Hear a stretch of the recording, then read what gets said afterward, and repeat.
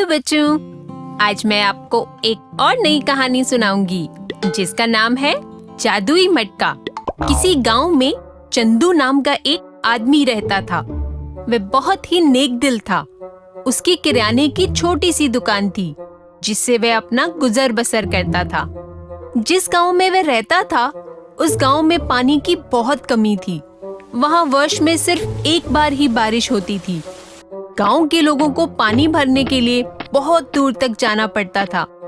एक दिन चंदू अपनी दुकान पर बैठा था। गर्मी से उसका बुरा हाल था। तभी एक बूढ़ा आदमी गर्मी से बेहाल, बिल्कुल थका हारा उसकी दुकान के बाहर आकर बैठता है। कुछ देर चुप रहने के बाद वह बोलता है, पानी, कोई मुझे पानी पिला दो। बूढ़े आदमी की बात सुनकर चंदू सोचता है, एक तो वैसे ही गांव में पानी की कमी है और आज बहुत मुश्किल से कुछ पानी का बंदोबस्त हो पाया है। अगर मैं इस आदमी को पानी देता हूँ तो पानी कम हो जाएगा, लेकिन पानी नहीं देना भी बहुत गलत होगा। यह बेचारा इतनी गर्मी में चलकर आया है, मुझे इसे पानी तो पिलाना ही चाहिए। चंदू पास में रखे मटके से पानी लाता है और बूढ़े आदमी को देता है। एक गिलास पानी पीकर भी बूढ़े आदमी की प्यास नहीं बुझती। वह चंदू से और पानी मांगता है। इससे पहले कि चंदू बूढ़े आदमी को घड़े से पानी लाकर देता, बूढ़ा आदमी खुद उठकर घड़े का पूरा पानी पी जाता है। चंदू उदास होकर उस आदमी का मुंह देखता रह जाता है। वह आदमी पानी पीकर तृप्त हो जाता है और खुशी खुशी चंदू से कहता है, धन्यवाद बेटा, तुम बहुत दयालु हो। तुमने इतनी गर्मी में मुझ जैसे प्यासे को पानी पिलाकर बहुत नेक काम किया है। हमेशा ऐसे ही नेक काम करते रहना। भगवान तुम्हें हमेशा खुश रखेगा। ऐसा कहकर वह बूढ़ा आदमी वहाँ से चला जाता है। थोड़ी देर के बाद चंदू का भी प्यास से बुरा हाल हो जाता है। वह मटके के पास जाता है। तभी उसे याद आता है, अरे, मटके में तो पानी खत्म हो गया था। अब मैं क्या करूं? मुझे तो बहुत प्यास लगी है। चंदू मटके को उठाकर मुंह तक लाता है। तभी उसमें से थोड़ा पानी निकलता है जिससे उसकी प्यास बुझ जाती है। वह खुश हो जाता है, लेकिन वह हैरान होकर सोचता भी है, इस मटके में तो पानी बिल्कुल खत्म हो गया था। सारा पानी उस बूढ़े आदमी ने पी लिया था। इसमें और पानी कहाँ से आया? चंदू सोच ही रहा होता है कि तभी एक आदमी उसकी दुकान पर आता है और कहता है, अरे चंदू भाई, कैसे हो? जरा यह पर्चा लो और सारा सामान दे दो। चंदू पर्चा लेता है और जवाब देता है, मैं तो ठीक हूँ। तुम इतनी गर्मी में कैसे आ गए? और तुम्हारा पैर कैसा है? बस ठीक हूँ। अब ये चोट तो ठीक होने नहीं वाली। ये तो जिंदगी भर का जख्म है। खैर, ये सामान जल्दी चाहिए था, इसलिए इतनी गर्मी में भी आ गया। घर में कुछ मेहमान आ रहे हैं। चंदू पर्चा देख सामान पैक करने लग जाता है। तभी गोपाल बोलता है, चंदू भाई, बहुत गर्मी है, थोड़ा पानी मिलेगा? माफ करना, थोड़ा सा पानी बचा था, वो मैंने पी लिया। क्या कह रहे हो चंदू भाई? मटका तो पूरा भरा हुआ है, वो देखो। चंदू पूरा भरा मटका देखकर चौंक जाता है। अरे अरे, मैं भी ना, इस गर्मी में मेरा दिमाग बिल्कुल भी काम नहीं कर रहा। चंदू गोपाल को मटके से ग्लास भरकर पानी देता है और गोपाल पानी पीकर अपना सामान लिए चला जाता है। गोपाल के जाने के बाद चंदू सोचता है, मटके में पानी कहाँ से आया? मटका तो बिल्कुल खाली था। कुछ देर के बाद गोपाल अपनी बहन को लेकर चंदू के पास आता है और कहता है, चंदू, मेरी बहन को बहुत तेज बुखार है। तो डॉक्टर के पास ले जाओ। मेरे पास क्यों आए हो? तुम जल्दी से उस मटके का पानी से पिलाओ, ये ठीक हो जाएगी।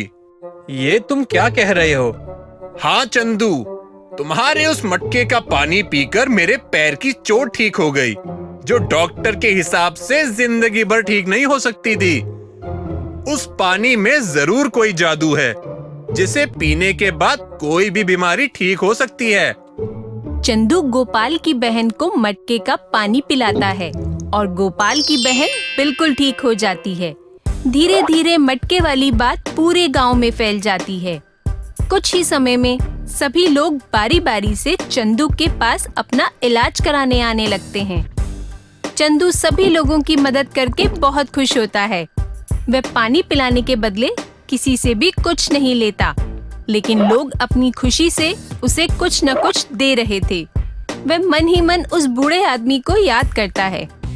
वह आदमी जरूर कोई फरिश्ता था जिसकी वजह से ये हुआ। अब चंदू की दुकान के बाहर हमेशा बीमार लोगों की लाइन लगी रहती थी। ये देखकर चंदू सोचने लगा, अगर एक अमीर आदमी रोज इलाज के लिए आ जाए तो एक ही बार में मेरे कितने पैसे बन जाएंगे। एक दिन एक बूढ़ा आदमी उसकी दुकान पर आता है और बोलता है, पानी। तभी राजा के कुछ सिपाही चंदू के पास आए और कहने लगे, चंदू, अपना वो मटका लेकर जल्दी हमारे साथ चलो। महारानी को चोट लगी है, उन्हें ये पानी पिलाकर ठीक करो। भाई जरा रुको, पहले मुझे इस बूढ़े आदमी को पानी पिलाने दो। नहीं, तुम पहले हमारे साथ चलो। अगर तुम महारानी का इलाज करोगे तो तुम्हें बहुत सारा धन और गहने मिलेंगे। सिपाही की बात सुनकर चंदू के मन में लालच आ जाता है। वह तुरंत मटका उठाकर सिपाहियों के साथ महल चला जाता है। महल पहुंचकर वो महारानी के लिए जैसे ही मटके में से पानी निकालने लगता है तो वह देखता है कि मटका खाली है। चंदू हैरान रह जाता है। महाराज चंदू से कहते हैं, क्या हुआ चंदू? इतना समय क्यों लग रहा है? जल्दी करो। ऐसा कैसे हो सकता है? अभी तो मटका भरा हुआ था, यह खाली कैसे हो गया? ये क्या कह रहे हो चंदू? तुम्हारे मटके में पानी नहीं है? अगर तुम्हारे मटके में पानी नहीं था तो तुम यहाँ क्या करने आए हो? निकल जाओ यहाँ से। चंदू निराश होकर अपना मटका लिए वापस आ जाता है। वापस आकर वह देखता है कि वो बूढ़ा आदमी भी नहीं है जिसे वह पानी पिलाए बगैर ही चला गया था। अरे, वो बूढ़ा आदमी कहाँ गया? कहीं ये वही आदमी तो नहीं था जिसकी वजह से यह मटका हमेशा भरा रहता था? ये मैंने क्या किया? मैंने लालच में आकर उस सेवा भाव को खत्म कर दिया, जिसकी वजह से शायद इस मटके में पानी हमेशा भरा रहता था। अब मैं लोगों की मदद कैसे करूंगा? चंदू को लालच करने का बहुत पछतावा होता है। अपनी भूल के पश्चाताप के लिए वे सोचता है, जो पैसा मुझे लोगों के इलाज के बदले में मिला है, क्यों ना मैं उस पैसे से इस गांव में एक डॉक्टर का प्रबंध कर दूं, जिससे लोगों का इलाज हो सके और उन्हें किसी जादू पर निर्भर ना रहना पड़े। हाँ, यह सही रहेगा।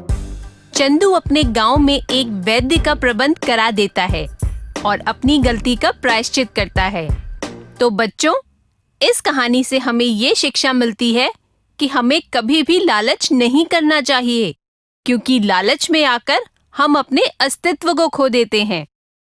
दोस्तों, अगर आपको ये वीडियो पसंद आया हो तो इसे लाइक करें, चैनल सब्सक्राइब करें और हमारे कार्टून शोज सबसे पहले देखने के लिए बेल आइकन दबाना ना भूलें।